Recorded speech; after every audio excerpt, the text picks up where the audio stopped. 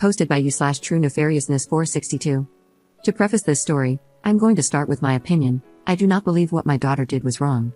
In fact, I'm incredibly proud of her. Even though she may have been overzealous, her reasoning was very much in the right place. We have discussed at length what she should do if ever in this situation again, which I hope she is not. I, 35F, have a wonderful 9-year-old daughter. She is smart, outgoing, and incredibly strong. 2 years ago, my ex-husband and I divorced. He fell out of love with me and into the bed of a 21-year-old. It's a story as old as time, but it doesn't hurt any less. About 6 months ago, I was mugged on my way home from work. I was badly bruised and mentally distressed. My ex is not a present father. He moved to France for work about 3 months after the divorce was finalized, so he wasn't able to help look after my daughter while I was healing. She spent some time with my mom but saw me at my worst. I have a lot of guilt about that. She became very anxious about leaving the house and didn't want to leave my side. She was worried that mommy would get hurt again. A friend of mine's son had been bullied at school a while back. She enrolled him in karate classes, not for fighting but to build his confidence, and it really worked for him. She suggested that putting my daughter in some classes might help her feel more secure. I suggested it to her, and she wanted to do it but asked if I would join her.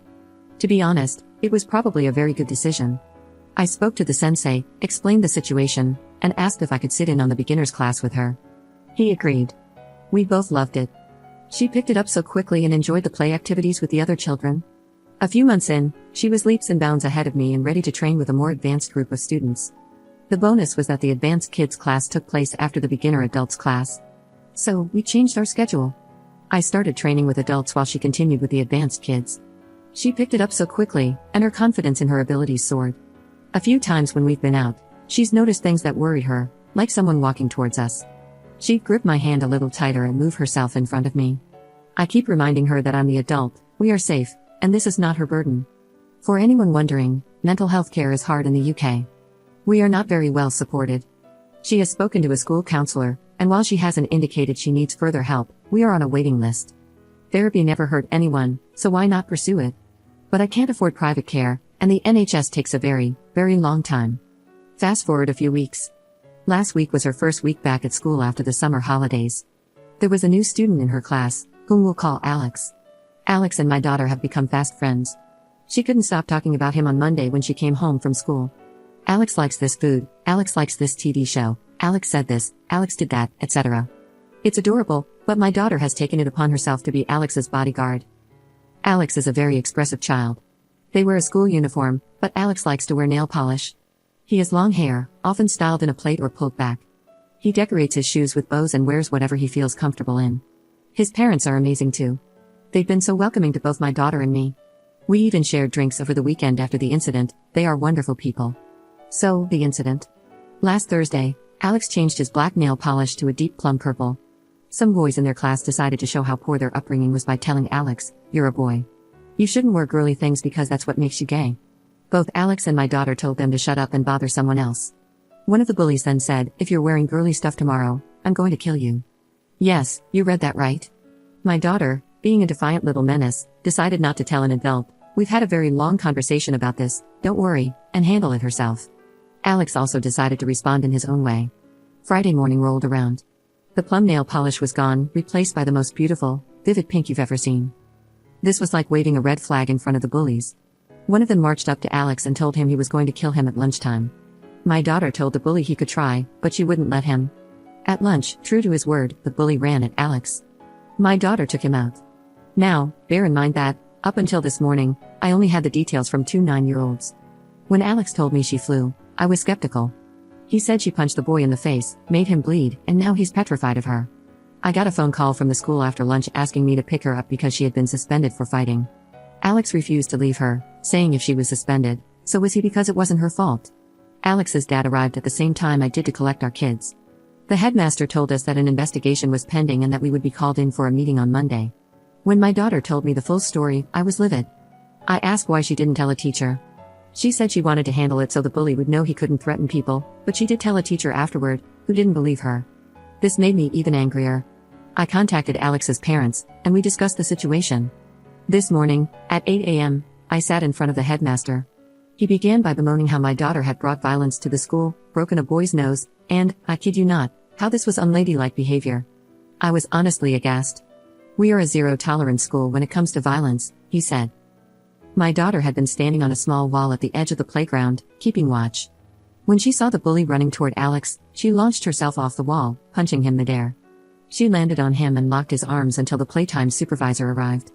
I asked the headmaster how his investigation had been conducted without involving my daughter, Alex, or their parents. He stammered, saying he was told it was unprovoked and my daughter was the only aggressor. I pointed out that both my daughter and Alex had informed him of the threat. He fell silent. I told him my daughter was not suspended and would not return until the situation was dealt with satisfactorily. I emailed her teacher, requesting classwork for her to complete at home. My daughter is with me in the office today, and my boss is letting me work from home for the rest of the week. I know I am partially responsible for what she's done. I know violence isn't the answer. I'm proud of her for standing up for her beliefs, but we've talked about the importance of telling me about situations like this. I am furious with her school. I called Alex's mom after the meeting. Alex wasn't in school today because they were having a meeting about the bullying he has faced.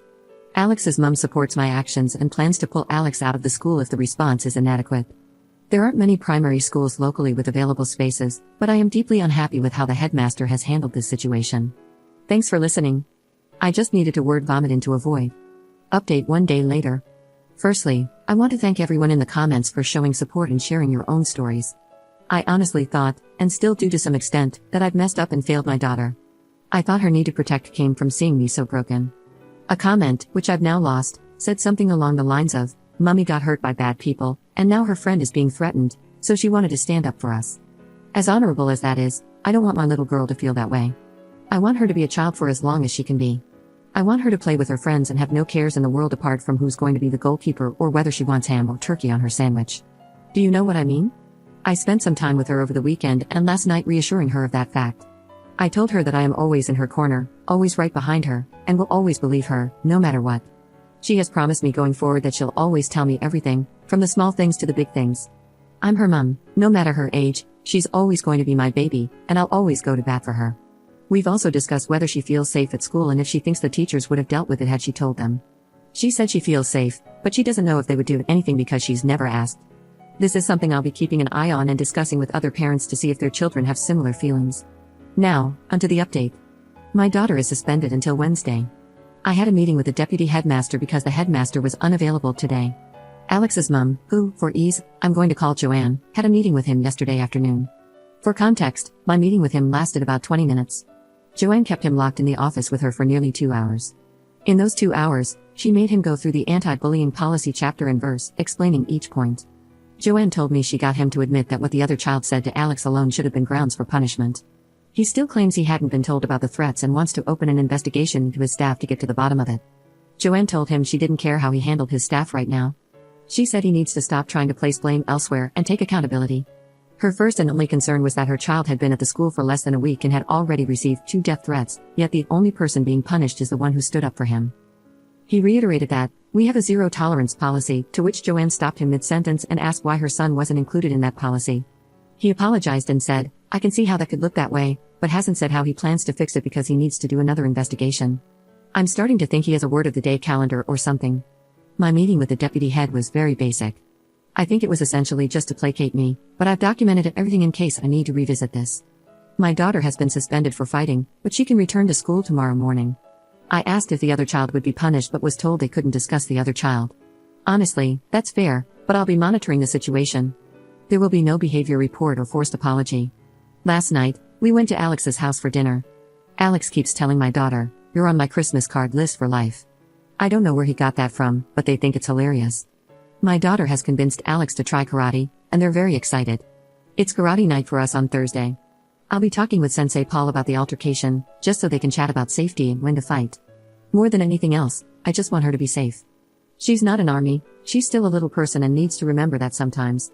I also told my daughter that I shared her story online, and I showed her some of the kinder comments. I asked if she'd like to choose a name you can call her, and she chose Hawk. Suddenly, something clicked into place. The flying punch she did was a cobra punch. The character Hawk from Cobra Kai does them a lot. You sort of kick your leg like you're going to kick the opponent but instead follow with a punch. No one has taught her this move, but I've seen her jump off the sofa and sort of do it before. When we started karate, I introduced her to the Karate Kid series, and naturally, we followed it with Cobra Kai.